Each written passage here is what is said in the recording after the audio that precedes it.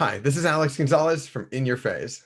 This is an episode that's going to be a little less conventional. We're going to be talking about how to run events, both large and small, for any tabletop war game. You know, there was definitely a lot of very standard actions one would take in the world that was, but due to Nurgle's Rot, of course, we do have to make some changes here. So we're going to be having a discussion on how to run events in any area with the new changes and how to keep things as cool as possible. So we're going to be having that discussion on how to tournament organize, how to get people together. We're also going to be reviewing the Dark Angels Codex, which will officially be out the day of this release, where we'll be taking a look at some of the previews and some of the main aspects that we'd already been privy to prior to the release. In addition to that, we should be having a review episode out the same day that this episode is released as well. A little bit more of a thorough, in-depth analysis of the Dark Angels book. So do take a peek, enjoy, and do like and subscribe as per normal. We always do appreciate your guys' reviews, so leave a review if you can, wherever you can, whether it's Facebook, even sending us a message on Twitter, or of course Apple Podcasts and Google Podcasts.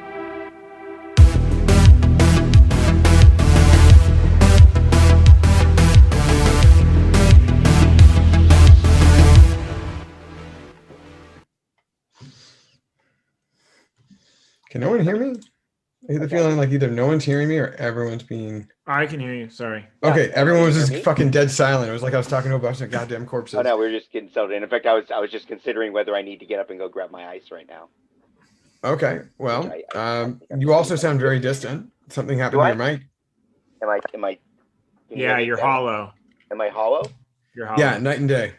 Okay, wait a second. Let me make sure the mic is correct first. What the hell? Okay, that's got to be a lot better, right? Oh, look at you. What do you do? Whatever you did, keep it. Yeah, that was somehow it switched over to the microphone on my headset, which is up in one of my horns here, so it's get good audio out of it. Up in one of your horns. What are you using for that, man? That's Adobe Animate. Okay, I'm surprised at how well it's working. Except for all this. Except for silence. Okay, so John walked up and... Okay, cool. Whatever. Okay. I think he went to go get his ice, and his little duder is still there. Definitely went. Yeah, he went to go get some ice. Garrett, have you played any TTS? No. No, not at all. Who's your next round? You. Oh shit, we have to play? Do you want to play tomorrow? Yeah, tomorrow's open. Okay, cool. You seem very enthusiastic. I'm cold. You're cold? Oh shit, I forgot. Ha! Okay, so how cold is it? Cold. How cold is it? I don't know. I need to get another Ecobee sensor for my basement. But I mean, the outside temperature is about 30 degrees. So you were working on a smart home. You don't have a thermostat down there? No, I'm not in my basement. Okay. We only got one sensor with it when we got the Ecobee, and we put it in our upstairs bedroom because that's the more important room. Okay. Well, how cold is it upstairs? As he checks. Yeah. It is 69 degrees. 69 degrees. Perfect. That's where I put my thermostat. So I get it. Oh boy. I dream about 69 degrees. I don't think it actually is 69 though. So for the people who don't watch the live stream, John has turned himself into a little green demon thing with orange red horns and a nose, and he was like you had clearly, from the sound right there too, or maybe that was Garrett picking up opening a cider, but you had clearly gone to go get ice for a drink, and all of a sudden your body, your little animated body, stopped moving, and then all of a sudden it gets bigger, and it just is like with your voice, and I'm like, oh fuck. Oh yeah, right. Yeah, it's pretty cool because it perceives like how I'm sitting pretty well too. Oh, Jesus I Christ. hate this. Also, the other one's gone. So now you're a little Nurgle's Nope. rot particle. Oh They're yeah, I'm both sorry. I there. just wanted to show you that real quick. I had this as an option too. This is awful and I hate it. Okay. Sorry. Never need to. That was terrible. I saw it was available. I grabbed it, looked at it for 2 seconds, and I was like, "Oh my gosh, this is the most awful thing ever." Yeah. That's pretty close to that, but it could be worse. It is pretty Could be close worse. to that. That is I gotta scrub my eyes out. Gotta scrub my ears out earlier too. I found I was listening to a podcast today and they were talking about how male butterflies, a very specific genus, who, me and my relationship with butterflies is how you say not great. And male butterflies like to amp themselves up for some reason with extra sodium, which they can't get through their normal feeding habits. So they feed off of the tear ducts of larger animals that can't swipe them away. And to me, didn't want to know that, but now I do. And now you guys all know too. So, Yeah, I think turtles there's will like just get like mobbed by male butterflies trying to like suck up extra sodium and get like yoked for some reason or for I think like there's, like, mating or certain something. bees or wasps that drink sweat, which is why when you're outside in sweaty weather, certain bees or wasps are actually attracted to you because they get the sodium off the sweat in your body. Really? I figured it was like pheromones or something, but I'm definitely like No, prone to I- shit like that. Yeah, I Oh, remember reading wow. somewhere that some type of some species of wasp or bee, I forget if it was a wasp or bee, but they're like really into drinking, like attracted to sweat because they like the sodium from the sweat. And so like when you're out there sweating in the hot sun, the reason like bees will come after you is because of all the fucking sweat on your body. I hate it so Yeah, much. but that's like how in The Expanse, right? How was it last season? They had that algae that was growing in their eyes, right? And that wasn't Oh, because because none of the biology of that planet could actually interact with human DNA or human biology, but we're still a big sack of water. And so there was in this case, an algae that was able to take advantage of the fact that we're, basically a big aqueous vessel. And so our eyes are somewhere where there's a combination of water and light for this algae to grow in a warm, protected environment. So, yeah, it's like, Yeah. Well, there's I a name mean, for that too, because it's not like true parasitism. It's like just like taking advantage of, it's like, whatever animals that eat the dead skin off of, whatever remoras and stuff like that. There's all kinds of examples of that. Like, ugh. yeah. Anyways, if you guys are still here, this is of course in your phase, and we normally would be having a Age of Sigmar episode, but you guys all know what's going on with Age of Sigmar, and the answer is not a lot. The FAQ was incredibly disappointing, and that's a huge bummer. We don't really need to talk about that anymore. Slaanesh is right around the corner, just like Jeremy's background. We're all very excited for that. I don't think I'm going to start a Slaanesh army. I don't think any of you guys are going to start a Slaanesh army, are you? No, not a chance. I mean, I've been in contact with Michael Schwartz again recently, and he bought Logan's old Slaanesh army, so he's probably gonna expand upon it once he's allowed to. Okay. I forgot that he's got a bunch of your stuff. But yeah, he bought all Logan's Slaanesh, so now. Oh, my bad, Logan's stuff. Yeah, he has a whole Slaanesh army now. So so I'll be able to see the new Slaanesh in action once I go up and play with Schwartz when it's safe to do so.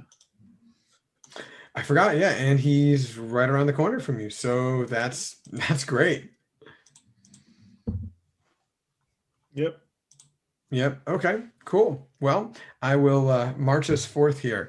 When it comes to my phase, I had a pretty simple phase. It was all about some gaming that Jeremy and I went down to Redmond for. Our pod met another pod, and we were all safe and socially distanced, and we played some games. We, our good friend Cody, it was his birthday, and none of us brought our Age of Sigmar out just because of aforementioned problems with Age of Sigmar, but or at least right now. But I brought my Necrons and a few extras, fully thinking that he was going to end up, Cody was going to end up playing to learn. And then, of course, Jeremy, you brought your Sisters of Battle. I played one game against Custodes, and I don't even remember who won. It's too much booze, I guess. I'm pretty sure Ben won narrowly. It was a close game. Oh, you know what? No, never mind. We called it on turn 3. Custodes have a rough time with Necrons, at least OBSEC Necrons. Then we played another game. I'm not going to count it as a win or a loss. It was a teaching game. Our good friend Jack from Bremerton, he is getting, he doesn't have a lot of time to game, but he plays in a very active area, normally active area, but he just moved up to Bremerton. He's in the Navy. He's a diver. He's a really cool guy. He's a Corsair also. You guys haven't met him, John and Garrett, but he's a real fun guy, especially to party with. And wait, how have we not met him? Because he's been deployed overseas. He was in Guam for a long time. He was in Guam for Oh, wow, 2-3 really? years. Okay, sorry, it's not the guy I was thinking of. Oh, wow. In the awesome. packaged acquisition of Chump Change, he was a part of it. Yeah. The aggressive takeover. Yes. No, not an aggressive takeover. It was pretty hostile. It was not hostile at all. Oh my God. We were all like, hey. Anyways, so he's a great guy. I will actually say, I think that he's like a proto John. And I don't mean that in a bad way, but I will say he's got a lot of stories. He doesn't have a story for everything, but he's got Well, enough. you say he was in where the it's military though, right? Yes. Yeah. He And currently That is in already the builds Navy. some character right there. In the Navy as well. It's in not the about Navy. character as much as it is about In the crazy Navy. fucking stories for things that you wouldn't expect. And you're like, after he says the story, you're just like, it's just silent. It's just like, what do you want me to say, man? What do you You mean like the time he was playing Among Us while in an Uber ride and we just lost our shit because the Uber rider was going like, oh my God, that was like the best thing. We had the whole conversation. It was like, oh yeah, man, like so glad you could be from the Navy and like you blessed, real blessed. That's what it was. I'm just real blessed. So that was the thing. So we're gonna drag him real quick. We were playing a game of Among Us as a group of friends, and he was playing mobile, and he had the Discord mic on still. He didn't mute himself throughout the entire car ride, Uber ride from Seattle to Bremerton, or maybe somewhere else. If it was Seattle to Bremerton, you go around outside of a ferry. That takes a long time. But he starts talking about how he's up in Bremerton now and who he's living with, and he's just like, oh yeah, I'm just so blessed to be up here and live here, and I'm having a really great time and stuff like that. And he's just schmoozing it up with the driver while we're all just laughing at the fact that he's barely moving in the game and also having this life story talk with the driver. So it was fun. It was fun. Cool. Yeah, crazy stories. It was great to see Ben. It was great to see Cody and Jack and Jessica. Jessica didn't get any games in, but Ben did, and of course Cody did. But yeah, Jack's got a Space Marine army. It looks really cool. It is he is painting black the right way, which is using dark blues. But when I was like, oh, this is like a black armor, he's like, no, it's blue, and I'm like, okay. But he's working on some highlights. It looks really cool. He's got orange and red trim in a area that makes it almost look like non-metal metallic brass. I really like it. From the one finished mini he's got, looks pretty cool. But yeah, taught him a little bit about space or about how to play against Necrons, helped him learn some of the rules for his Space Marines, and it was a fun time. But that's all that was really in my phase. I'm still in recovery mode of getting the pieces back together. Going to start working on a lot of hobby stuff this week. And yeah, John, what about you? What's in your phase? Sure. Well, I tell you what, just not a lot. It's deep winter right now. We've got rain and wind going on around my house, so not going out doing much, anything like that. Not to mention, complete Nurgle shutdown of life right now. So not a lot of thought in my phase, to be honest with you. I continue to work towards my pepper garden. I got the last little bits in that I need. I got my seeds in, of course, and then I ordered some soil supplements to get the super rooting going on. So I'm looking forward to some nice, hot peppers this year. It should be a lot of fun. But other than that, not a whole lot going on. I been working on getting my camera set up and all that. I talked about, I've been on a little hiatus with my hobby videos, but I've been stepping one step at a time towards getting all that happening again. And beyond that, I have been massively organizing my hobby room, which is to say I've been taking all the junk that I don't or have to finally admit I will never use. Because it's like this. I've been, a year of staying home and mostly spending my time doing hobbying. And the stuff I haven't touched in this last year, I got to face it, I'm never going to get around to touching that stuff. So I'm literally just packing stuff up, and I haven't even figured out what or how I'm going to get rid of it. Right now, it's all just going into bins in my garage. My gaming table in the garage is piled high. So I got a 4x6 foot stack that's about also 4 feet high of bins. It's all the way up, right? All the way up to there, as they say, of bins of just sprues, games, terrain, hobby aids. I got like boxes of measuring sticks, boxes of dice. I've got so many tokens from like AOS and 40K starter kits, and buying, especially for AOS, the card sets, and they've got all those cards with all the markers. Oh, I've got boxes of that. So anyways, I'm just packing all that away. For 40K, I have like 15 decks of cards, and if I was smart, I'd just throw them all in the recycle bin. But for now, they're all going in a big plastic bin. So that has been what has been in my phase.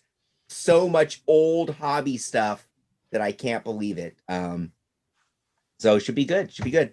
Beyond that, I'm not sure how much I'm supposed to say about it, so I won't say much, but I'm in a new focus group for a hobby box that's coming out, so that should be fun. I'll be when that actually delivers, I am definitely slated to do some hobby unboxings and talk a whole lot more about that, but we'll see how it goes. This is unlike a mystery box. This is a tailored box where I had to go through a whole series of questionnaires and essay questions talking about hobby interests, hobby experience, nerd experience, and nerd likes, and that kind of stuff, so that people can put together a custom monthly hobby swag box. So look forward to talking more about that as time goes on. And that has been what has been in my phase. What about you, Garrett? What has been in your phase, sir? Not a whole lot. We have gotten actual snow now in Northern Virginia. I mean, relative to other parts of the country, it's real snow. We got like 4 to 6 inches or something like that. But it's this is your third winter now. Well, I moved here in the winter of 2017, and then 2018. So fourth winter. Fourth winter, yeah. Because I moved here in the winter, this is now my fourth winter. So because I saw those pictures and that looked horrible and traumatic. Matt also posted some snow pictures, and I wouldn't even know what to do in that stuff. So it seems like you're just taking it in your stride. You're like, oh, it just snowed. It's like the whole world is frozen. No big deal.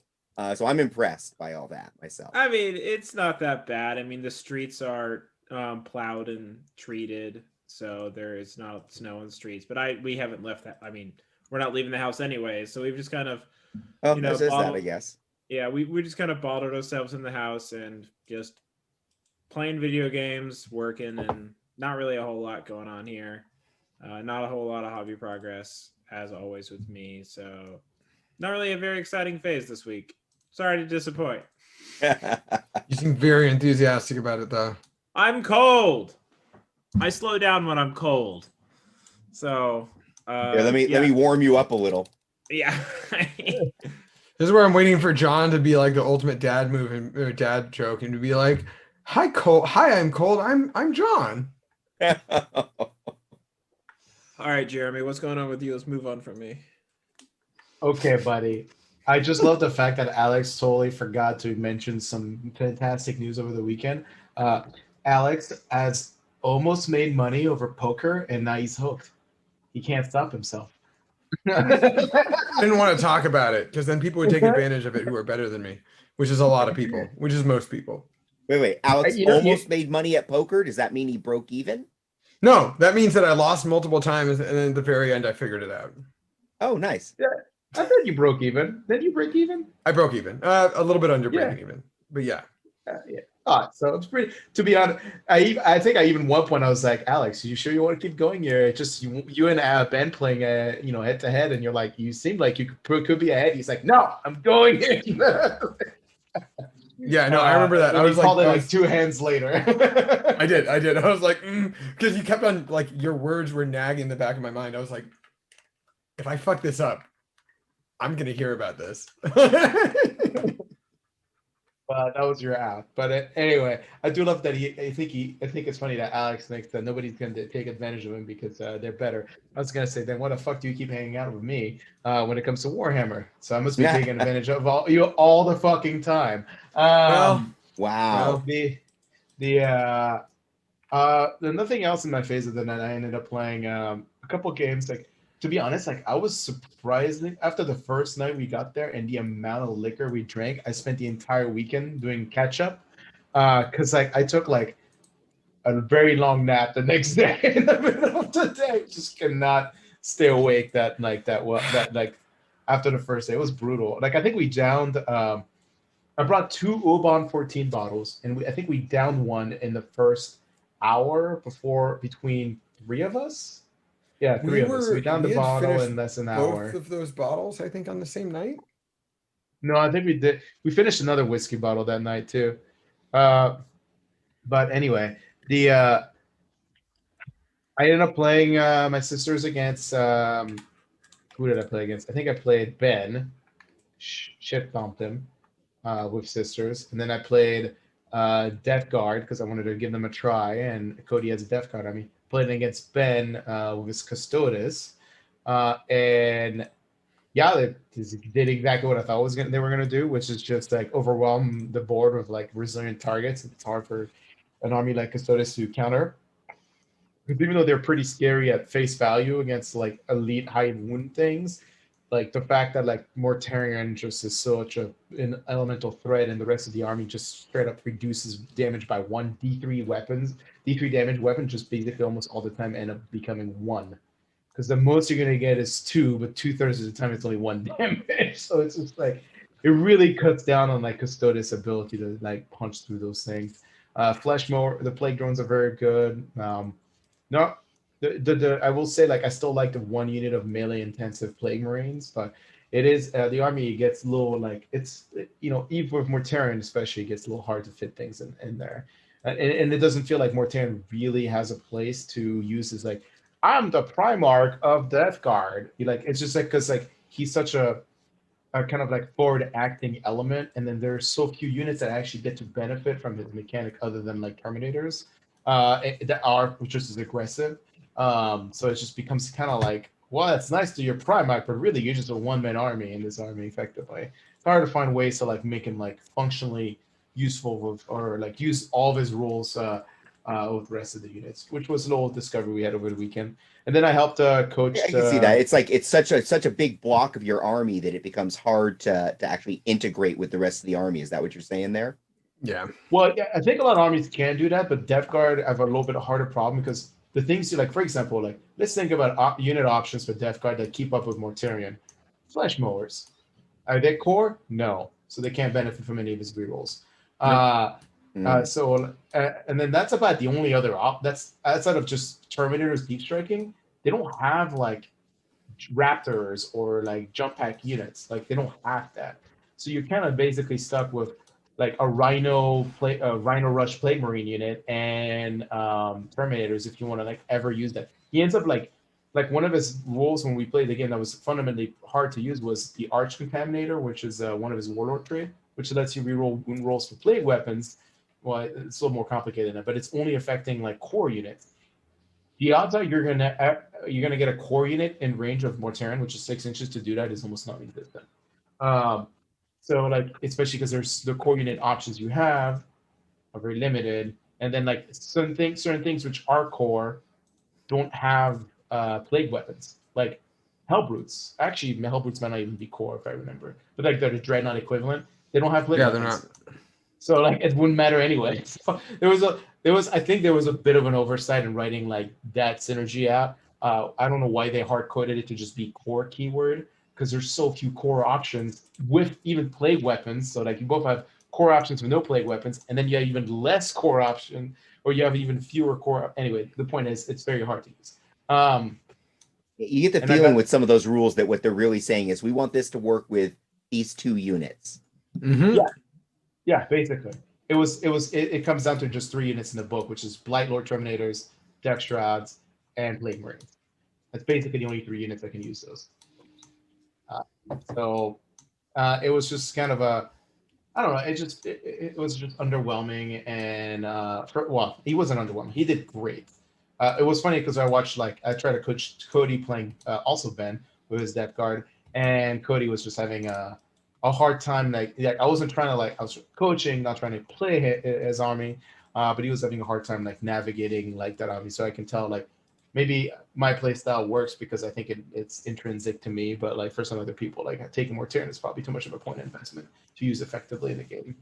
But either way, that was my phase. I'm looking forward to playing some TTS this week. I think I'm going to try to play either Ben or Aaron tomorrow. And then I got to play Alex Ewan technically for our league, but we both know that's not going to happen. So I'm surprised Paul managed to dodge me for the entire league. Do we have another round after that one, or is this the last round for the league? I There think should it's be a just gonna keep challenge on round going. at the very least. Yeah, I should just challenge him. Just tell him, don't worry, Paul. I'm gonna play Tau, and we're gonna both play Tau. So you can't tell me how simple and easy my army is. No, Oh. I have years and years of listening to Paul make excuses of Tau versus Tau. just Okay. beat him with some other army. No. So let's do this. No. What if? Because we know he doesn't listen. Like if he listens to this podcast, then wonderful. Thank you, honestly. It would be But amazing. we know he probably doesn't. So challenge him to a game, and then bring Tau, and be like, oh wait, hold on, let me get the object, and just like drop a Tau army, and just I want to see his reaction. In fact, maybe it's a stream game. There We'd you have to go. get his approval though. I wouldn't just drop that on him. I mean, I would agree to drop stream. it totally automate in the middle of the first round. I'm like, you want to stream this game? Well, you start the streaming after deployment. Like, That's okay, right, now that that's we're right. done deploying, we're streaming this game, Paul. Thanks, cool. Like, don't even give him an option. Just like, if you don't want to play, just bail. I'm telling you, That's Paul would me. stream in a minute. You will have no issues with that. I'm sure of it. No. I think it's fun. I just think it's funny because I do echo his sentiment about Tao. I don't necessarily think. I don't know. I want to give him a shot before I basically write him off just the same way he writes him off effectively. I mean, he writes him off but doesn't give him up. So the entire internet has written Tau off at this point. yeah, I know. But sometimes you gotta just feel it. Feel it before you make. You have to feel it. Yeah, I'll be I played honest, them once in 9th edition, and I had fun with them. Got my ass handed to me, but I had fun. I'll be honest, they have issues that are a little systemic, but for me, I think that I think Death Guard is the death knell for anything with them, because the only thing I had seen previously that had worked really well is like D3 damage spam, and when you fight against Death Guard, D3 damage is pretty fucking useless. No way. They'll just bring like 3 storm surges of 12 destroyer missiles and just do 18 mortal wounds to him, and then we're good. Wait, what? What Oh, am I you don't know missing? what destroy? Storm surges come with 4 destroyer missiles, and they work like secret missiles, except they do mortal wounds instead of straight damage. They automatically come with destroyer missiles? Yeah, that's part of their war gear. Yeah, I they're played the a game with giant, Paul, like, and he literally underneath never both- used those on me. No, storm surges, not riptides. Oh, Storm Surge. Shit. Yes. Yeah, yeah. Storm Surge. Yes. Yes. Yeah, I you don't know haven't why I seen was thinking of storm a Riptide. surges since 7th edition. Because they're awful and they're too overpriced. It's like But in remember the those, beginning of the, 8th what was it, edition when you 2 or saw 3 storm surge Tau melee list? yes, when Storm Surge just ignored armor and combat yeah, and had Stomp. I think they have Stomp too. they had stomps. It's Man. Those were the days. Those truly were the days, but also not at all. God. Ugh. Anyways, storm surges they're like missing, like they're on the back of food, or they're on the back of milk cartons, I think. Oh yeah. Damn. Anyways, when it comes to this week, I don't think there's too much that's grinding our gears besides the fact that there's not a lot of content right now. I think we're all in this weird zone where we're waiting for all the sweet new releases of this month. There's going to be new Soulbound or a new Warhammer Underworlds release. Specifically, I think it's the Seraphon Warband, which I'm excited about. We know that there's the Slaanesh army for Age of Sigmar, the Hedonites redone or redo, specifically Hedonites based around mortals. Very exciting, both for 40K and AOS. The conversion possibilities are going to be fucking endless. But of course, there aren't a lot of events, but there were some. Of course, this is around the same time of year that we would normally have Las Vegas Open, and so it was a little depressing the last week seeing reminders on Facebook or Google Photos does it too, where it's like, take a look at your photos from 1 year ago or something like that, and taking a look at previous year's photos. Definitely a little bit of a bummer because I miss a bunch of you guys, and it is a pretty big bummer not being able to throw dice with people. But that being said, there was a Las Vegas Open, and a little hard to track the event because it was literally constant YouTube videos rather than actual articles written about it. But there were a set number of players with playing, of course, 40K, specifically only 40K, and there was a okay range of players. There was a Necron player, there was a few Imperium players. I don't know too many of the additional details there. I had spent the weekend in playing games, so unfortunately, and drinking too much whiskey, or maybe just the right amount. So we of course weren't able to track too much of it in real time. But congratulations to the Las Vegas Nopen winners, and of course FLG. But at the end of the event, or after the event, I want to talk just in general about events, the events themselves, running events, etc. And with that, to get started in terms of the future of events, briefly, FLG now has a 40K pass for those individuals who are going to be pretty regular with 40K. And I mean, despite the fact that there's no Age of Sigmar pass, which I'm sure if in future years, if this becomes a lot more popular, we're going to see probably different ones, an Infinity pass, AOS pass, a War Machine pass, or some shit like that. But with now, this come on, pass, let's be realistic. What? I said, Yeah, come on, let's be be realistic. let's be realistic. So, John, you've been able to take a little bit of a closer look into this pass. Is that correct? Sure. Yeah. So anyways, with the pass, I think it's a cool idea. One thing, it gives a business like Frontline Gaming that a major part of their business besides their store is the running of not just running of events, but running of major capital events, running some of the biggest, if not the biggest events in 40K. And so what they're saying is, hey guys, whether it's later this year or it's later in 2022, at some point you're going to be coming to Frontline Gaming events. So you basically pay for your pass and you choose off of their list of events which 3 events you might want to attend.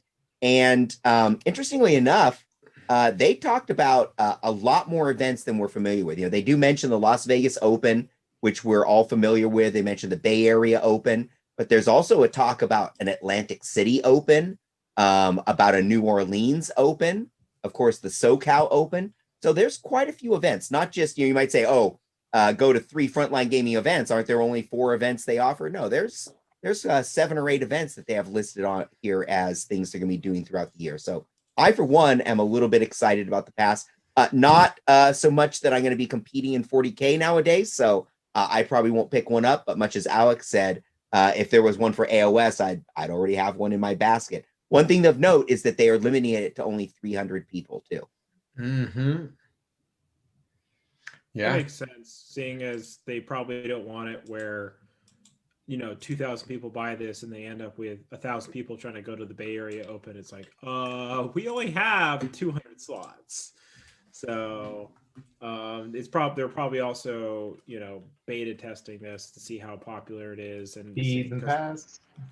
Yeah, it's basically the video game season pass where, but not exactly. Those things more like you basically get all of the future DLCs for a free, you get them at a discounted price because you buy pre-order DLCs, essentially what season pass is. This is kind of like I guess like an amusement park season pass where you just like buy it and you're able to like go whenever your schedule fits, but you it's not so much when your schedule fits, Garrett. It's you get first access to buy the tickets when they become available. So Okay. you've already pre-purchased the tickets in effect, but when that event comes up, your registration goes in before the general public. Yeah, honestly, Up to 3 of them. Got it. Yeah, I think this is a really smart move because I think it's the logical conclusion of Frontline Gaming. I know that I've had a lot of talks with Reese like in the past, and he's wanted to run an event in New Orleans. He would gladly run an event in Atlantic City. Like he's been this guy who, like, after the success of the Bay Area Open, he went and did the Las Vegas Open. After the huge success of the Las Vegas Open, he's like, all right, I'll run a SoCal Open because I live in SoCal. And it works. And it works. And so he has proven that that Frontline Gaming, him and his staff can just like find a region and be like, we will run a premier event that will bring in hundreds of people, if not thousands. And so I think he can take that. Go ahead. I'm impressed by that business approach and business zeal, but I'm a little worried about cannibalization. Like, especially for like maybe not LVO, but like when, like, for example, like I travel to SoCal because I'm limited to events on the West Coast. But if he opens up another, like, let's say event like in Seattle or something, or Vancouver or BC, like I'm probably not going to go to SoCal anymore, right? Because I have, actually, to be honest, it's me. So the truth is probably not. I'm the worst persona, like the persona for this. But yeah, I would imagine there are folks who just cannot afford that kind of travel expenses and will probably basically count. Or the idea is like they probably did some thinking and they thought, if we keep opening it more, we're just going to capture more people to go, and then eventually we'll even get more people to go to LVO because that's the premiere of the premier event, for at least from their circuit, I would imagine. And thus it's like, I don't know. I think it's cool, but I'm also like I'm really suspicious also about like logistical costs, terrain, changing edition landscape, and how they're going to deal with that, and overall just staffing. Like I'm curious. Like this is a very seasonal business. I wonder how they're going to do with staffing for all these events. Anyway, those are all questions I would love to ask them if they were a publicly traded company, and I could just ask them in a shareholder meeting. So, but as far as logistics, I mean, if anybody were to do this, I think Frontline is one of the people geared to do this. They make their own mats here in the States, so they can easily get mats for a fraction of the cost that other people would have to. They make their own terrain, so they can get terrain. At least they could ship the terrain to somewhere. The hard part is going to be building and painting it, but like at least acquiring it, they get it at a fraction of the cost that any other organizer would have to. But even when you talk about staffing too, like they could partner with local clubs in the area in order to start getting like the word out and to start having, like, they could have like their top suite of like organizers and actual, like, say TOs in the moment, but like a lot of the process of getting things done, they could, very much have a partnership, or, let's call it the Alexandrian method, maybe even, to just like sweep some people in and bring them to do the job for their own community on their localized level. I think that when it comes to the cannibalization, I'm not quite sure. Like, I totally see what you mean, Jeremy, by that. When we use the Northeast as an example, Northeast has an incredibly high player base. And maybe it was just not convenient for them to ever have an event up here, or maybe they were just like, oh well, we don't really want to step on anyone's toes, just because like some of the people who run the events are also very good friends, like Ben Schmoller, Oh, you mean formerly of Northwest, not Northeast. Zero Comp. Anyways, yeah, I do mean Pacific Northwest. But when it comes to, and with Texas, it would also be a little tricky. But like with Seattle, or not Seattle, or with Louisiana, I can't think of a single event that's like regular or common or big, or like Atlantic City. I can't think. Yeah, or are they pseudo franchising with local people too? I think point. it's a combination of all that. So one of the things, like as far as the cannibalization among their own products, I mean, if you look at where the new events are popping up, it's not Seattle, it's Louisiana, it's not Oregon, it's Atlantic City. Like they're reaching out to different regions. They're hitting the South, they're hitting the Northeast. They're hitting regions that are empty of events. Well, empty of their events. I would disagree. Yeah, but it's not empty for events, because like Louisiana is pretty close to some of the Texas events. Like it's not that the people from oh my God, New Orleans can drive like 4 or 5 hours to get to like the next major city in Texas. Is that how long it takes? No, Well, it's super long. Yeah, Texas is like California, though. It's like the difference between NorCal, SoCal, right? Jeremy, to get from one Texas city to another Texas city could be 4 hours. Yeah, I know, I get that, but I thought New Orleans was like, what's the city that's closest to Louisiana? Is it Houston? Houston's in the middle of Texas.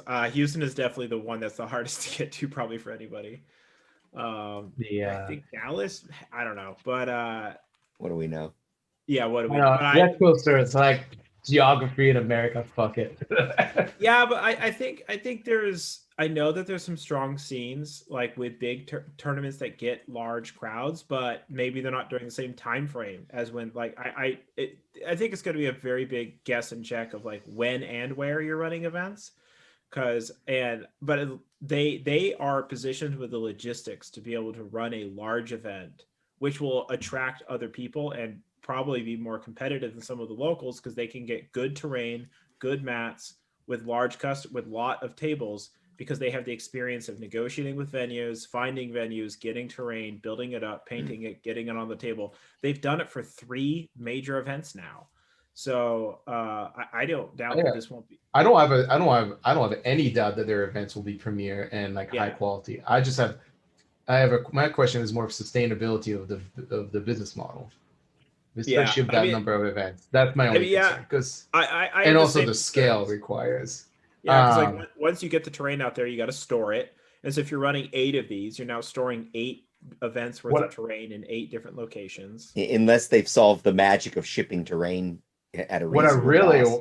What I really want them to do is partner up with their Cruise Hammer folks and do an event on the Cruise Hammer boat instead. Oh, dude, yeah, right, right. So, Cruise Hammer was amazing, and I tell you, Cruise Hammer had absolutely amazing terrain. I took 2 tables worth home with me, and it basically is an entire table of terrain that collapses into a single building. So it's like a 8 by 10 by 6 building. You pull the top off, and like a set of Russian nesting dolls, all the smaller buildings come out, and when you open up the smallest buildings, they have like barricades and stairs and area terrain, scatter terrain to spread out. So and then you can take 2 of those buildings exactly fit into a banker's box. So you could like throw 2 in the banker's box, and then 2 mats will also still fit in the banker's box, fold over the top, wrap tape around it, and now in basically a single piece of luggage, you've carried 2 tables. And so that's the secret for Cruise Hammer, is they get 4 or 5 different people to check their extra bag as one of these 2 table banker boxes. Yeah, it was good. I forgot who made those terrain. I don't think he still makes those. I don't have any problems. I don't have any concern of the quality of the events. I was just concerned about the sustainability of the market, because obviously it looks like Frontline is pivoting, right? Mm-hmm. It's pivoting a lot, right, in terms of like their business goals. At least what it feels like from like 2 years ago. or maybe that was always the natural trajectory. But it definitely feels like they pivoted a little bit. I think this Well, was the it's natural. a weird. If I may, it's a weird pivot only because of sort of if you take 2020 into account, like if 2020 had happened like a normal year with the natural growth that we've seen of the FLG events across, 2017, 2018, 2019, we saw, exponential growth of their events and absolute sellout success of multiple events and the addition of new events. So on that trajectory, I have absolute faith and belief that these additional events have an immediate place. For me, a lot of it comes down to how quickly is the actual tournament scene going to reopen? Yeah. And once it opens up, how soon will people not just be willing to travel to tournaments, but actually get into the habit of traveling to tournaments? Yeah. And able to afford it. Able to afford it too. Yeah, absolutely. I will say, I fully agree. Real quick, side note, because I was too neurotic and I needed to figure it out. From New Orleans to Houston, it's 5 hours and 15 minutes. Dallas to Houston, or New Orleans to Dallas, it's 8 hours and 35 minutes. Okay, Dallas. And San Antonio, from New Orleans to San Antonio, is 8 hours and 10 minutes. Turns out Dallas and San Antonio, they're right next to each other. We have listeners in Texas. Please don't unsubscribe.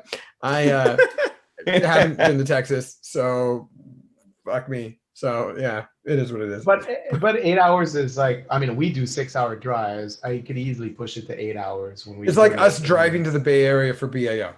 Yeah, that's what I was thinking. Like a trip up to Oregon or a trip to SoCal or a trip to Vegas. Convenient? Vegas is No. a 8-9 hour drive. Yeah.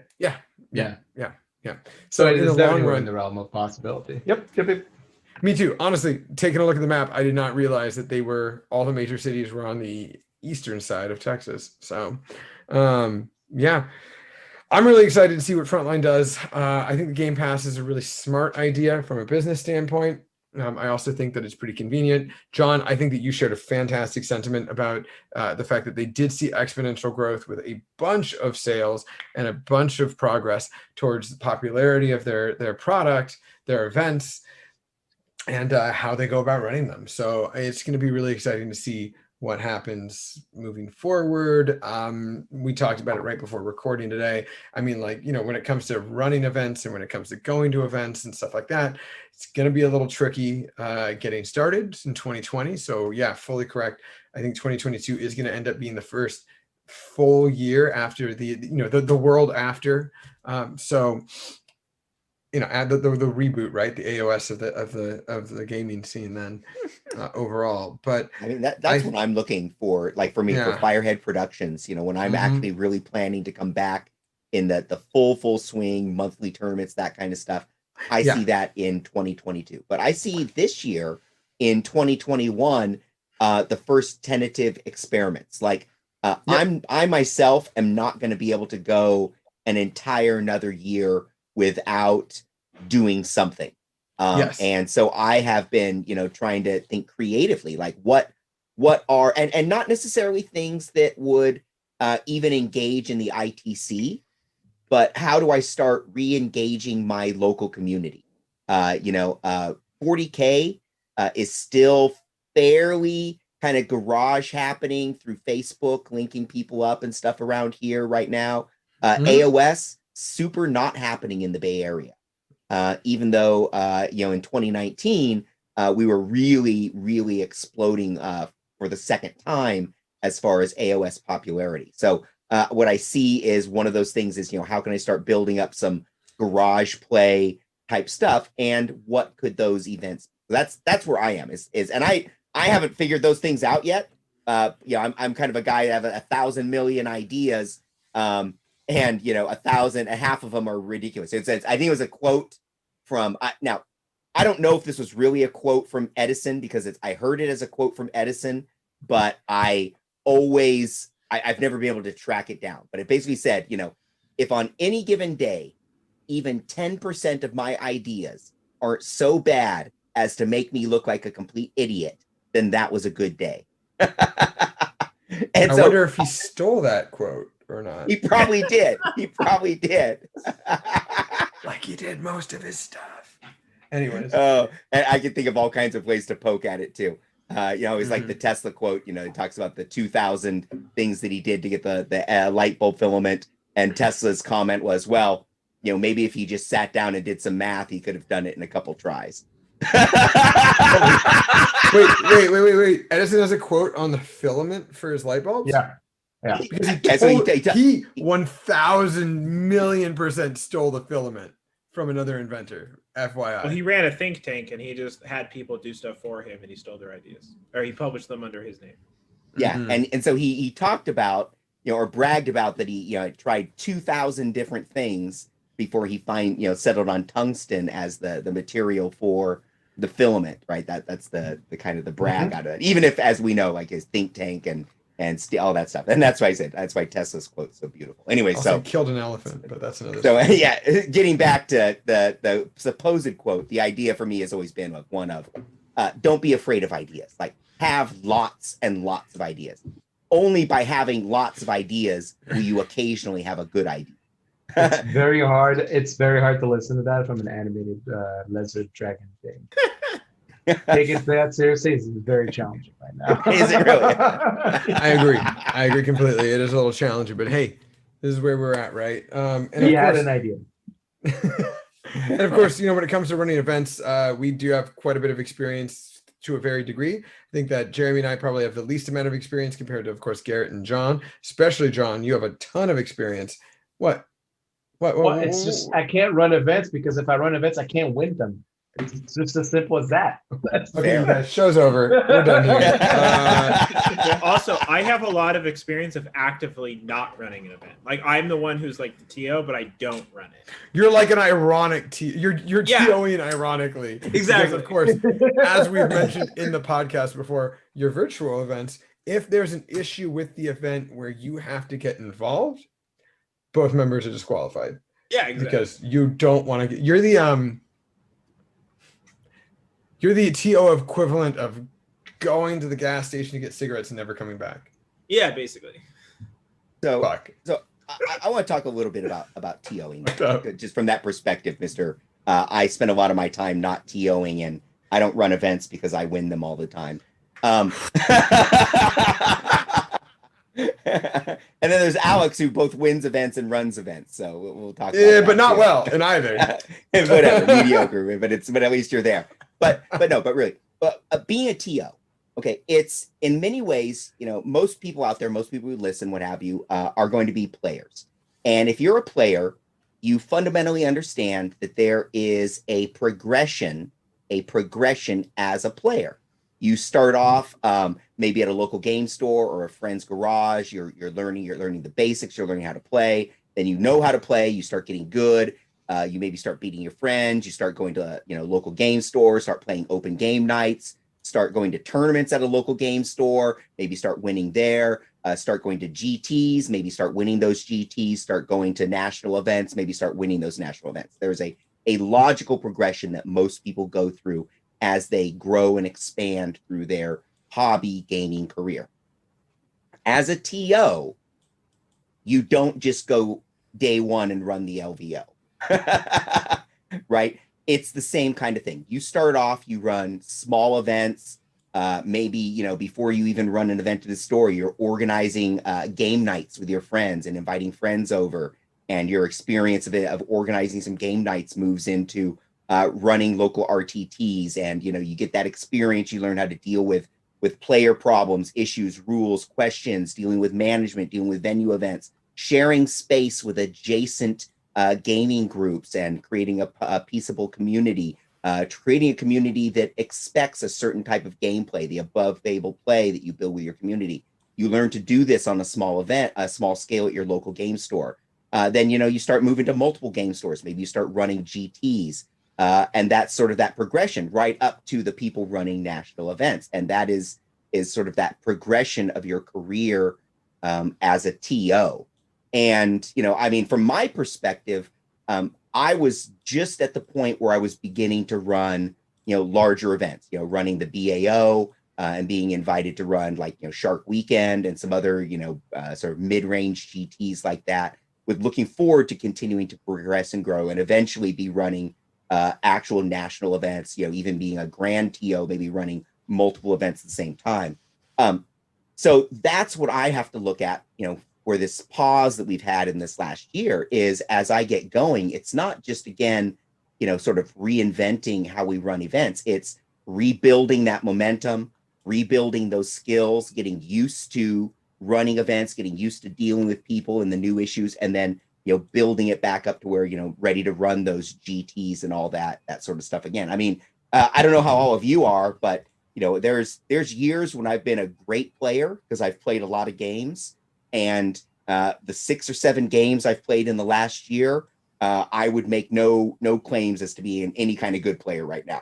like I can barely play these games, and if I was to run an event right now, I'm not going to kid myself that I'm all ready to just go out and run a GT or a grand GT. It's like, no, I would need some warm-up stuff, otherwise mistakes will be made. And I guess anybody can do anything, but it's like what quality standards do you hold to yourself? So that's kind of my real perspective on things right now. Is I don't know what I want to do, but I do know that I have to do these things, and as the year goes on, I want to start progressing through them. What about you, Garrett? I mean, have you given any thought of transitioning your online TO career back into a physical TO career or anything like that? So actually, this has been a really interesting time for me and a thought experiment that I've had. And these online events have been kind of a unique experience that have been actually really enjoyable and allowed me to think about how the future of physical gaming can be. And like one of the big things, like I've done a lot of this thinking when I realized that my Discord server where I run events, I'm up to 99 people in my server now. So like it's not like a tiny thing anymore, and there's a lot of people in it, and there's a lot of people participating in it, a lot of active discussions happening in it. And I was wondering if I can bring a lot of that energy that helps fuel these online events to the offline world, and maybe have like an open Discord discussion leading up to my event where players can interact with each other, and things like that, and kind of bring some of this, like the community that these online events have done, have people who are paying attention to the event via BCP be able to make comments and have a open forum with each other via a Discord server or something like that, and use that as a way to further kind of generate buzz about an event and get people all talking together and participating in these events, whether they're there or not. And I think that's been a really exciting thing that I've seen through these events. Just like one of the big things that happened early on was, so I ran these events starting off as 1 round a day over 3 days. And then early on, I was like, well, should I switch to having, like, I saw a lot of other events online running a traditional 3 rounds in 1 day kind of thing over TTS, and it was more structured. And I pitched this to my crew of all the people, and everyone's like, you know what? We actually love this format because when 2 people play, everyone can go watch that game and they can all be part of it together. It's not like just a bunch of disjointed games where the results are what matter. It's the experience that matters. And so everyone can kind of play together, watch each other's games, heckle each other, talk shit, and like really be engaged as if they were at a game store, and 2 people they finished their game early and was watching another 2 people play. But so it gives people the freedom to kind of do that. And so I don't know, it just I want to kind of bring that attitude and energy into the future of how I run events, actually. So that kind of excites me. Otherwise, I mean, as far as my experience, I have actually had a unique perspective of, because of what I do for BCP, I've been adjacent to a lot of high caliber TOs. Like I've been with people who've run, LVO. I've been with the judges staff there. I've helped people run 400 person X-Wing tournaments, Keyforge tournaments, Magic tournaments, Yu-Gi-Oh tournaments, all sorts of different types of tournaments, and seeing how all the different things that people have to do to manage different player bases, deal with venue, how they set up their tables and their gaming space, where their judges table are, how you have to handle questions, deal with stuff between rounds. And I don't know, it's just there's a lot of things that you have to think about as a TO of like what happens when, you know, someone has to drop out because their dad had a heart attack and he needs to leave. And you're like, well, now I have 2 people with a bye. Do I give them a bye? Is it early enough that I pair them? Like, what effect is this going to have on my other players seeing like, why does 3 people have a bye in round 2? It's like, well, some shit went down and people had to bail halfway through and they dropped. And so I gave them out a bunch of buys. And then like, how does that affect future placings? How does that affect future pairings? And like, there's a lot of weird stuff that you sometimes have to deal with as your event scales. And it's like, as John says, you start small where things are pretty easy. And maybe once a tournament, like once every other tournament, these issues will come up and you're like, oh shit, like I hadn't thought of that. Like sometimes in my events, like because I deal with people in different time zones, like I have guys in Spain, Sweden, Australia, UK, and then a large US base. And like one guy was just like, shit, my girlfriend just had an emergency and I can't play. And I'm like, okay, I'll deal with it, buddy. And I had this guy in Spain who's like, I'm going to bed in an hour or 2. I can't wait until like 3 hours to play a game. And it's like, okay, well, let me try to pair you with this guy, or you'll just get a bye and we'll just deal with the aftermath. And so there's just, you have to be prepared to handle like a lot of weird stuff that comes up, and just think about how that'll affect how people approach the game, and like how it'll affect your final placings. And like, especially now where people are starting to take the game really seriously, of like wanting to have results that are fairly achieved, and they don't want someone who's like, well, that guy only played like 3 real games and he won the tournament. Like, what the fuck happened? Like, how did the guy with the 3 buys and win? Like, you can't have that.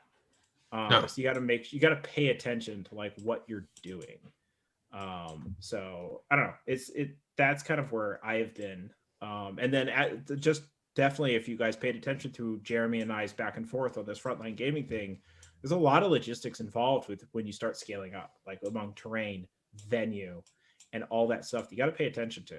And then prize support, like you got to think about how much prize support you're going to be, what people are expecting, and you got to budget all of that in everything when you're running these events.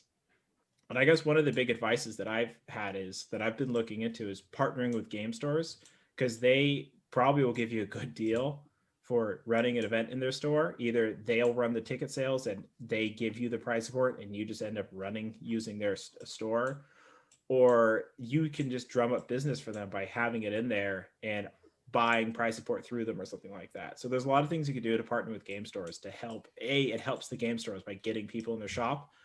Studies have shown, or through many things have shown, that people being in game stores playing games, they will buy product. So game stores will happily have your games be run in there to help people buy his product. So I would say I've rarely walked into a game store and walked out without spending money. Yeah, exactly. Yeah, right. So so for people who are looking to TO, that's just some of the advice I say to look out for things. Hope that helps. Or does that answer your question, John? No, I actually really like your idea of taking some of the online community aspects and creating more of a community around your event. So I immediately see setting up a Firehead Productions tournament server, Discord server, and inviting everybody as they start, like as I start to run events again. One of the first things I'll probably do is like pre-invite people who have attended my events in the past to that Discord server. And so immediately start building up a community and sort of like a first pass community kind of thing. So yeah, I like that idea. I've actually started like thinking about like ways that BCP can start using the Discord API to like auto do a lot of this stuff, where you just like put in a Discord server link or API key or something into the BCP event, and maybe it like auto generates roles and assigns them to people or something like that. Or I don't know, Mm. sets up pairing tables and disc. I don't know. Yeah, you keep thinking about stuff. I want you to spend some clock cycles every day on this ID concept. So in 6 months or so, when I'm ready, it's going to be damn cool. Yeah. Well, Jeremy, what's your perspective on all of this? I see you having faces. I don't have perspective, guys, on anything we're talking about. I've tried running events. It's just not my cup of tea. And mostly it's because I'm too aggro. Like I just don't really like. No, it's true. Like I can't stand. If I see I like an active pulsing type of event, POing, and I just know that's not what people want in an event. For the most part, and it's just not for me. I ran OCC a couple of years ago, for AOS, and I will say like that was probably the last event I'm ever going to run. Period. I will help logistics for an event runner, but I will not be a TO ever again. Not because it's just not because of anything that specifically happens, but I just know like I've got myself in too many situations where it's like, if I didn't stop myself right there, I would probably ruin the event for those two people playing. So Well, I think that's restraint is hard to learn as an event organizer. I think that's a very important distinction. Like, for example, at the scale of something like LVO, Reese may be the person who's handling logistics, or Frankie, but Scott Reed is the person who's running the event. Like, you can be a person who actually provides a lot of input in helping set up a tournament packet, get the word out, like to help with social media. You can be the person who helps get terrain in order, get a venue. Like if those are skills that you have, but you're not comfortable with the human interaction, that's still a very valuable thing. Like team up with a buddy of someone who's like John, who is like good at people and good at conflict resolution and can deal with like the day-to-day operations of running a tournament, but all the logistics and stuff like that, like if you're really good at handling all of those, like find a buddy and team up, and you guys can probably do really well and succeed, because you don't need to like, there's a lot involved with running a tournament that's not just, oh, how do you do rule questions? Like, no, there's like, you have to get terrain. Where are you going to get your terrain? What's your terrain? What's your terrain going to look like? Like, where are you going to run your event? What's your prize support? Like, are you going to give out swag?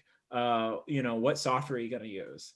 Like, how are you going to use the software? How are you going to collect money? How are you going to divvy out prize support? Like, what's your how are you going to afford all of this?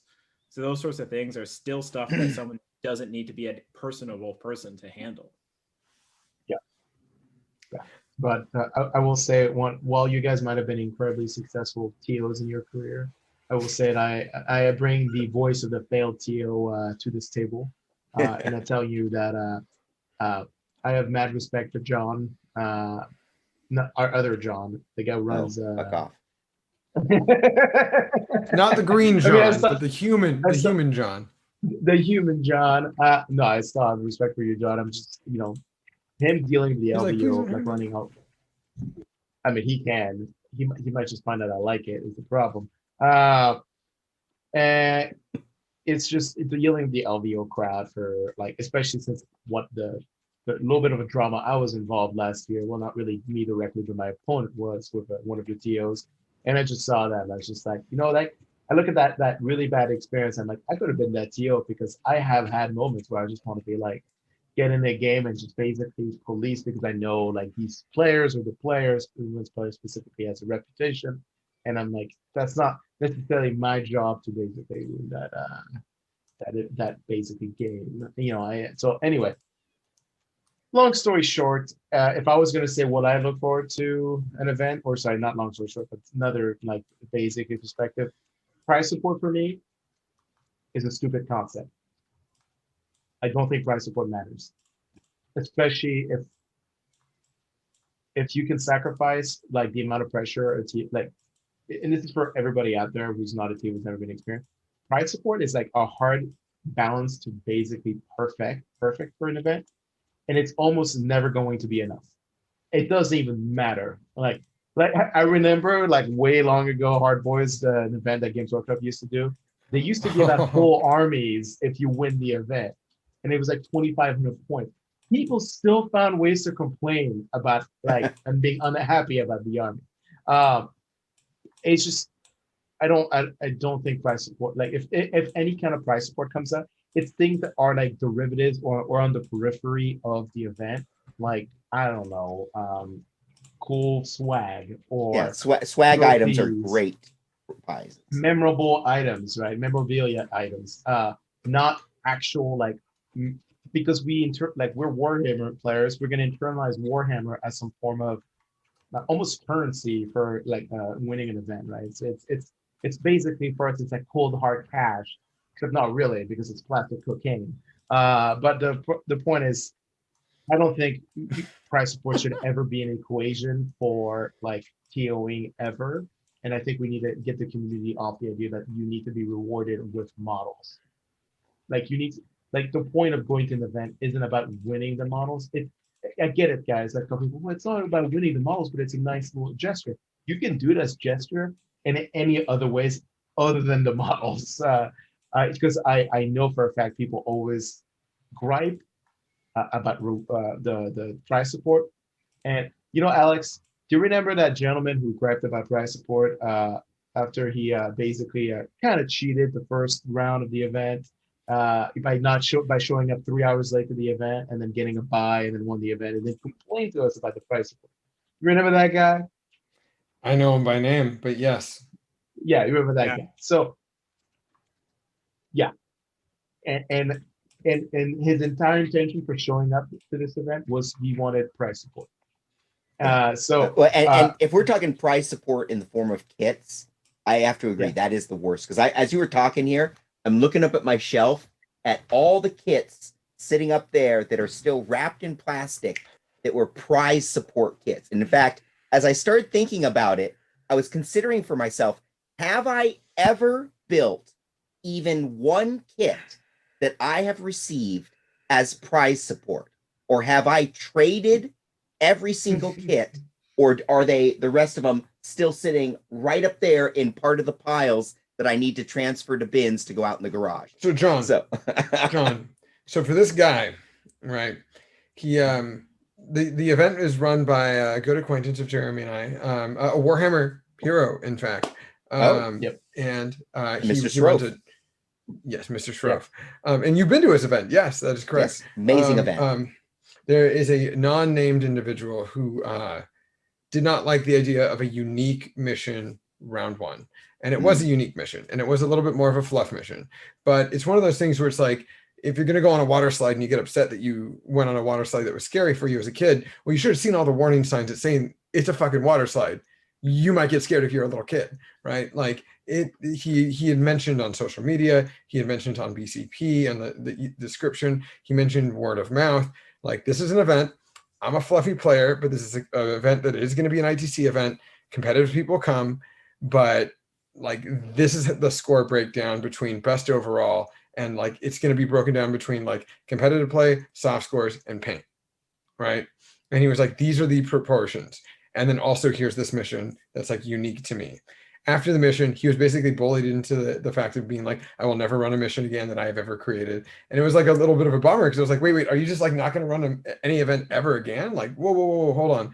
But like, essentially, the person who is the most vocal, like I had expressed my personal concern with that mission. I was like, you know, I talked to Jeremy Strofe, and I was just like, hey man, like I'm not a big fan of that first mission. So like, any way you can change it. And once he was like, no, I'm not changing it. It's like, cool, well, I bought a ticket and I'm showing up anyways. Like, it is what it is. I'm not going to enjoy that mission, or it's going to be a weird experience, but whatever. I'm open to it. Right? And long story short, the guy,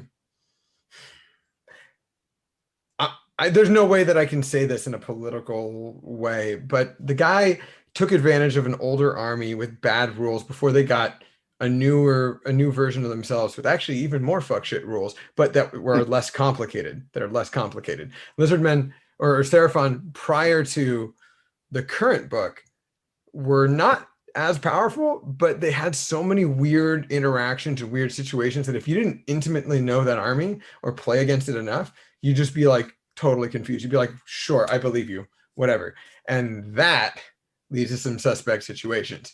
That's all I'm going to say about that portion of things. However, individual did a few things that may not have been the most, it may not have been the nicest things throughout the event. Price support. Price support. But yes, anyways, with the event, when it comes to the event itself, he got first place, right? He actually played me in the final round and he beat me. It was a narrow win, but it was a win. It was a solid win on his part. However, he got best general. I got best overall. I think I got like second or third, but I had, all the other scores come into line, right? So I got best overall. I got a reward. I got a trophy. He got like a gold medal. And I think they were very minimal prize support. In fact, Jeremy can correct me if I'm wrong, but I think that the people who got awards, like physical awards, weren't eligible for the other prizes. But I'm pretty sure the only things that were the prizes in terms of kits were, or the actual store credit or kits, were all raffled. Is that right? Am I wrong? Yeah, it was a while. That's right. Okay, so like the prize support that people would generally want that aren't like awards were like basically randomized, so anyone could have gotten them. The last place person, the first, like some other person, the best in faction people were allowed to win the raffle prizes, and he had like a ton of money in raffle prizes. Well, best general didn't get any raffle prizes, and he came away with a small, a smaller like award, and he made enough of a fuss for individuals higher up the chain of command in terms of the tournament circuit to like reach out to people and be like, yo, was this event legit? Like, was this event just a total lie? And it was like, whoa, this event was not a lie. There were like 50 people there, it was absolute insanity, and is not what you want to do as a player, FYI, for both new, current, and potentially future players. But yeah, I mean, like, I agree with you, John. Having physical prizes is going to be incredibly important. But one of those things as a TO, whether it's a small event or a big event, I think, is that you can't please all the people all the time, right? There's always going to be somebody who's upset. Now, it can be a small irk. They could just talk to you after the event and just be like, hey, like, this is something you can improve. Or it could be someone who fucking throws a hissy fit and like tries to like speak to the manager, Yeah, I've had both. You've had both. Oh, okay. I've definitely had hissy fits and other, going to management as it will. All I would say there is have a good relationship with store management and store employees, and venue management, venue employees. Have them have seen you acting, professionally and with class, and that's going to offset any whiny, upset person. But then the people who come to you, especially the ones who do it respectfully and, kind of pull you to the side and offer respectful, valuable criticism, take that to heart. And in fact, I like to make a point of adopting people's suggestions and doing it in a way that those people see me adopting their suggestions. And I think that that's another way to build, sort of a positive community relationship. You're there to run an event, but you're not there to be a dictator. It's really hard when you say really deep and thoughtful things. It's really hard for me to pay attention when you're a little green dude. Can't take my joke, Alex. Come on. I mean, it was the best way to describe it. I don't know what he is. Like, I said a dragon once. The more I look at it, I'm like, this isn't a fucking dragon. And when you're like, little green man, cool. I breathe fire. But I mean, demons can breathe. I don't fucking know. But with that being said, then for you guys, with events, people are unfortunately continuing to run events all across the country, right? And they've done it far earlier, right? They've done it in Texas has been pretty common. In other states, it's been pretty common. Even in California, now that things have reopened, people are running a few events, and they're trying to be as responsible as they can while still kind of creating business, especially store owners, right? And that's, I think, another big challenge. Our good friend, Tony from Hammerhead Games, he had an event at his store, and how he kept things safer is that he just told everyone these are going to be small events, and he basically said submit an application for it, or basically submit like a request for a ticket, and then he did a raffle, and he's like, okay, 8 people socially distanced with masks are gonna have like a tournament, like an RTT. And that's what he did. And I think it happened this past weekend. And that's just like his way of doing his best in a certain situation. And of course, we may decide, like, you know, in other ways that's not the correct idea, and we want to do it a different way. Other people might do it in other ways, but eventually, as things continue forward and more people get, you know, trying to use keywords that don't devalue the show, as people Nurgle have is defeated. As Nurgle is defeated, and there is a higher, as people have the purity of the Emperor flowing through as their the blood. purity of Azure is injected into individuals. Sounds kind of dirty, but as Azure illuminates individuals on an increasing basis, it's going to be a little bit more common to start seeing events again. And of course, that's going to be regional. But I mean, even in Jeremy and I's area in the Pacific Northwest, Nurgle's Rot, so to speak, is on a far smaller scale. Like, we look at our graph and it's like, oh, like the whole graph, it's like, oh, we see the numbers up here, but then we see it and we compare it to California, and our numbers right here are like California's numbers that aren't even on the fucking screen, right? And it's the Bay Area is has opened up a temple to Nurgle, and a special enclave has actually opened up here in Morgan Hill, because Morgan Hill has decided that our enclave will worship Nurgle even harder than the worship of San Jose's temple. So yeah, I won't say that has anything to do with people, shall we say, more conservative people that were standing on a bridge with no masks in the last few months. Damn. I'm sorry to hear about that, but I will say. So anyways, it's one of those things that's part of why I'm not doing anything. I was at least going to see friends locally here, but with the crank up, I'm gone full shut in, unfortunately. Totally understandable. John. Welcome to the club. Aw. I will say then with events, knowing that you, especially, okay, so like I ran one-day events, and basically it'd be me badgering everyone I knew on social media or PMs and making Facebook events and sharing it every fucking which way to have one-day events. And they were pretty simple. If I had an issue, I usually was able to resolve it with the people at hand, or pardon me, with Jeremy if he was there, or if there was a tech issue, I'd call Garrett, and Garrett would, very verbally annoyed, give me the answer, the solution. Because normally it was a situation where someone was like, I have a phone that's 28,000 years old. Like this phone was made in the Bronze Age. I can't do anything with BCP on it. I'm just like, I don't know what the fuck to do. But with events moving forward, there's going to have to be a change. And that change can be something that's tech-based, like, the fact that, of course, Garrett and BCP, you guys have the scorecard system now. I think that's going to be very convenient, specifically for 40K. But when it comes to the actual situations at hand and protective measures and the state of the games, what type of things do you guys expect yourselves to implement if you were to project your mind out, say 6 months or a year from now?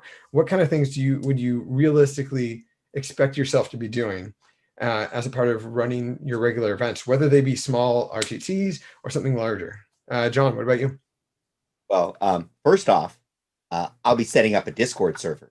Like, that is just a brilliant idea. I can't believe I haven't thought of that.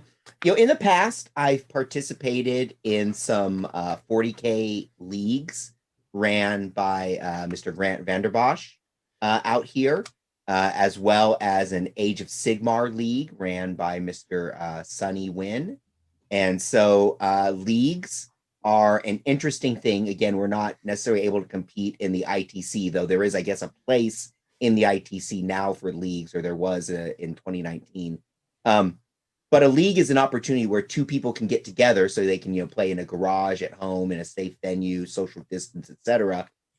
Oh, maybe even a TTS game for all I care. But get a game on, but still have a ladder bracket type thing. In fact, I think leagues work well with more of I don't know what you call it, where you have like a round robin to begin with. So you have kind of a bracket system that moves into single elimination So like brackets into Swiss pairing, I think works pretty well for league type systems. And so that's that's what I see starting with. So at 6 months from now, I see maybe running a league to get things going and having a Discord server, and then kind of gauging the community, watching, shall we say, the world news, world events, keeping in close contact with my local stores, which of course for me is Game Castle, Seth Amston over there at Game Castle, my main contact, as well as the various managers of the local stores. They've actually opened 2 new stores this year, which is great. But at the same time, they closed the Mountain View venue, which was the largest game store in the Bay Area. So now we've got more stores, but smaller stores. So that's going to provide some challenges for running larger events, though more opportunities for running smaller events. So anyways, what I see is going from a league and now Discord and gauging the community, gauging the stores. And then at some point, maybe late next year, maybe early 2022, starting off with a little 8 to 16 man events. It's honestly, it's going to be about safety. When I feel that the time is right and the timing is right, then I'm all in on that. But I think as we lead up to it, something like a league is a good stepping stone. I don't know. That's where I am. What about you, Garrett? Are you looking forward to transitioning back into brick and mortar tournaments, or are you going to become the king of TTS? I am definitely looking forward to brick and mortar tournaments. I'm kind of in the same space of you of just like when it's safe, but like I think when it's safe, given the densely populated area we have out here, I'm probably gonna start diving into the full-fledged, like, let's get things going again now that it's safe. Like let's get the word out. I definitely want to do the Discord thing because I think there's a lot of room for that to encourage community engagement, whether it's afar or near. And yeah, I think it's just like I think once I'm ready to go is going to be like I started buying terrain and getting mats and negotiating with venues to start running like 32-person events and stuff. Okay. Right around January, March time was when I was supposed to run an event last April. And so that got closed down. And I'm kind of in this limbo of like, I have, $1,000 worth of terrain in my basement right now. And I have a relationship with multiple venues. And I just need to be able to pull the trigger and get ready to go.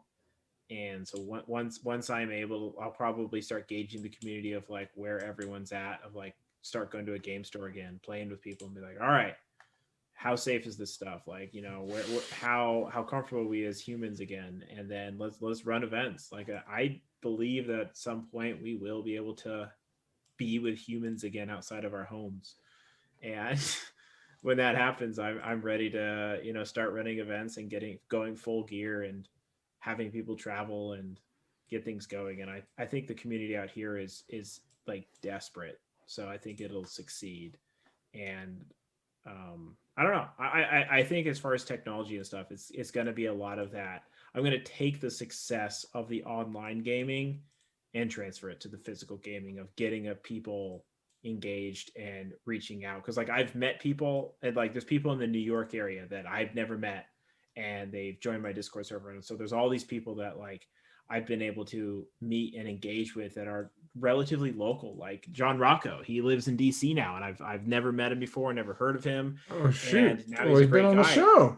Yeah, now he's your boy, right? Yeah, now he's he's your boy. And so it's like people like that, like this kind of TTS world has introduced me to a lot of people that are surprisingly closer to home than we would have thought. And so I think it's one of those things where it's like, because we're forced to interact online, I think as a community, we'll be able to regrow really fast, assuming people are able to afford to travel. And the eagerness is there. That's like, I think I'll be able to just hit the ground running once we're able to go. So I think you hit it with the word eagerness. I think that's what I'm really going to be banking on. Is I think there's going to be a point where it's clearly time, and there's going to be a lot of eagerness, a rush to re-engage with each other. Yeah, so it's just going to be communicating with the community of like when that is, and then setting up my lead time that I got to like build and paint terrain and start negotiating with the venue again and getting all the mats, getting all the tables, and so that I can just go. And so it'll be a lot of just figuring out timelines of like constantly paying attention to things and being like, all right, because I think I need like 3 months to prep at least, so I'll need to be prepared. So that's kind of where I'm looking at things. Yeah, I mean, I can't wait for events to reopen too early and then just have all the competitive players die out for an easy ITC victory. That's a cynical aspect. That's a cynical take. No, I'm just, the only thing I want is to be able to go play for Team America at whatever event venue that's going to happen in the EU. I don't really, as much as I want to go back and play in events physically in person. I think it's going to take me a while to feel safe about it, even if everybody's vaccinated. It's just like, it's a weird concept, like that I think it's just going to have to be out of I'm going to have to just get used to it. It might not be until 2022 where I'm just going to feel like completely safe. Even though like I'm eager, I'm just not going to. And that's just a me statement. I'm just, No, I think you're with a lot of people. A lot of people, Jeremy, I think are highly triggered right now, is a good way to put it.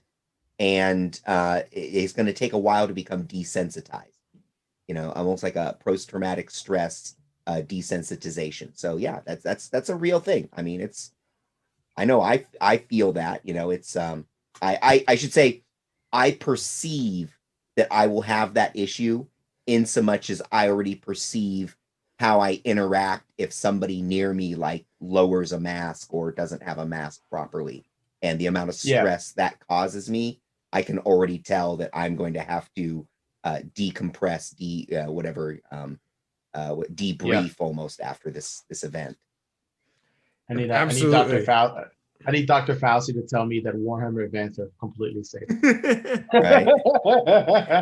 I think I that tell you what, I'm going to start adding a silver to my paints, so I'll actually have germ-resistant models.